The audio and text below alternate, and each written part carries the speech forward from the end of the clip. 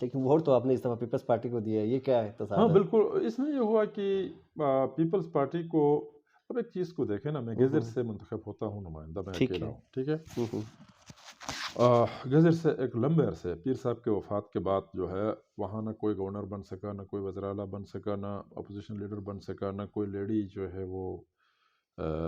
ممبر بن سکی، نہ کوئی ٹیکنوکریٹ بن سکا، تو ہم دیوار سے لگتے رہے۔ تو شاید لوگ مجھ پر بھی اس کا الزام لگاتے ہیں کہ آپ نے نیشنلزم کو بڑھایا، لوگوں کو جو ہے ہمیشہ اپوزیشن میں رکھا، تو اس سے علاقہ جو ہے نا اس کو نقصان ہوتا ہے، اس طرح کی باتیں، اور اس میں تھوڑی بہت سچائی بھی ہے، یا لوگ غلط بھی نہیں کہتے ہیں۔ تو ایسی صورتحال کے اندر صرف میں نہ مانوں پر کھڑا ہو جانا میرے لیے مناسب نہیں تھا۔ ووٹ تو میں نے دینا تھا، چلاس میں دیتا تو کہتے پیسے لے کر دیا، یا کوئی کچھ کرتا تو کچھ کر کے دیا۔ اب میں نے ایوب میرے علاقے کا تھا، میرے اس میں تھا، پرسنلی میں نے ایوب کو ووٹ دیا ہے، کوئی پیپلز پارٹی کی بات تو نہیں ہے۔ اگر پیپلز پارٹی کو بھی دیا ہے تو بھی وطن کی خاطر، علاقے کی خاطر۔ میں نے حفیظ الرحمان صاحب کو بھی پہلی مرتبہ کہا تھا، جناب آپ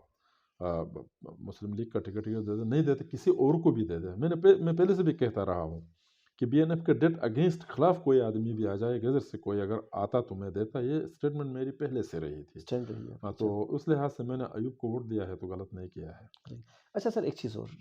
لوگ آپ کو سب چیز کر کے محبت سے لا کے سیٹ دے کے بھجواتے ہیں، اس سے پہلے پیر صاحب جو ہے وہاں پہ لمبے عرصے تک ان کی مطلب رہی ہے، تو اگر آپ دونوں کو کمپیریزن کریں، کام کس کے ٹائمنگ پہ زیادہ ہوا ہے؟ اس میں آپ سے بتاؤں کہ پیر صاحب اب وفات پا چکے ہیں، تو ان کا ہم برائی تو نہیں نہیں، کر برائی کی سکتے، بات نہیں اور کرتا، میں نے اچھا ڈیولپمنٹ کی بات ہے۔ غیر ضروری ہم اس کی تعریف بھی نہیں کریں گے، لیکن چیزیں یہ ہے جناب عالی، پیر صاحب نے بھی اپنے طور جو کچھ وسائل ہوتے تھے، ایک کونسلر کی حیثیت سے، ایک ممبر کی حیثیت سے،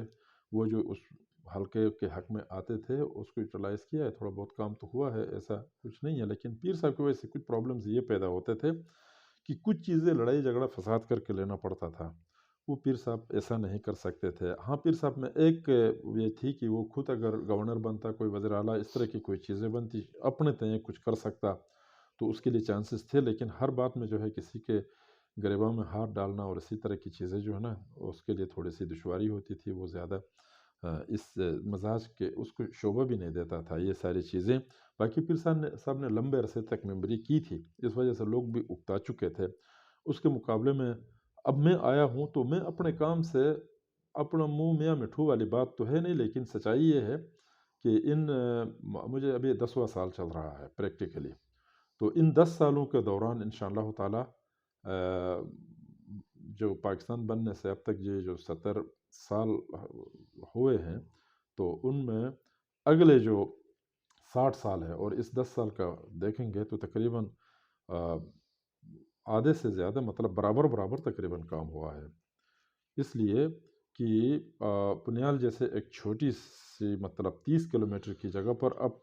چوتھا پل بھی منظور ہو کے آ گیا ہاتون کا، تو شیر قلعہ میں بھی، بوبر میں بھی، گاکوچ میں بھی پل بنے، آگے اشکومن بنا، ابھی ہم اس کے لیے بھی کوشش کر رہے ہیں، دائن کے لیے بھی، چلو دائن وہ جون کے بعد صحیح۔ اس کے علاوہ کالجز، اسکولز،